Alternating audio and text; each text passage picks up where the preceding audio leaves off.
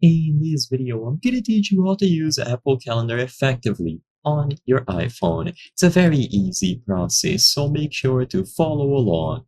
The Apple Calendar application is available natively on any iOS device, including iPhones, regardless of the model. So locate the Apple Calendar app, and assuming that you already have a basic understanding of how to use it, you can skip ahead. If this is your first time using the application, you will most likely get a pop-up similar to this one, asking you if you would like to choose a calendar account provider. If you have previously used any of these account providers, it is recommended to sign in with your previous account. This way, they will be able to synchronize previous events and scheduling, color code options, and anything else that you might have used in the past. But if you don't have an account or if you have never used a calendar app before, then just choose cancel and you will be able to start right away.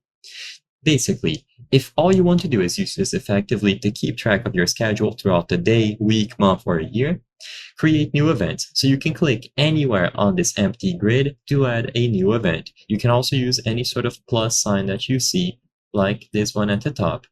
It will be assigned to the time frame here, so you can change the view. For example, if you would like to have a full view of your week, choose this option here. Or alternatively, if you would like to see only the current day, choose the option day. As long as you are familiar with the time frame here and you can easily identify the current schedule, you will be able to assign your events and appointments properly.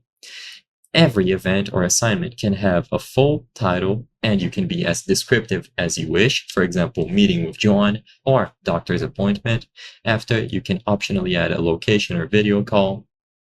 You can give it a start and end time, which is very important. So it takes up the appropriate amount of space on the time frame here, and you can double check to see if everything matches properly by checking the time at the left.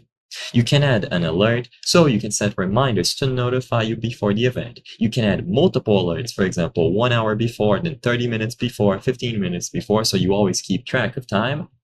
And you can choose which calendar to save the event to, assuming that you are using an account, for example, iCloud, Gmail, Outlook, and so on. You can even add people to your event.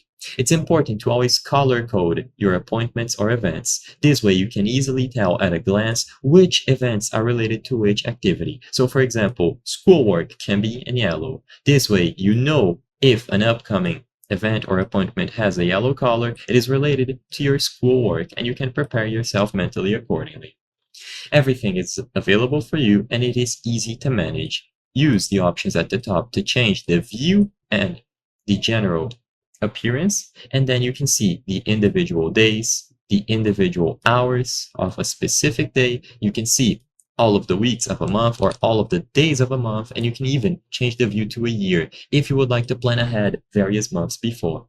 I hope I was able to help you on how to use Apple Calendar effectively on iPhone. If this video helped you, please be sure to leave a like and subscribe for more very easy tips. Thank you for watching.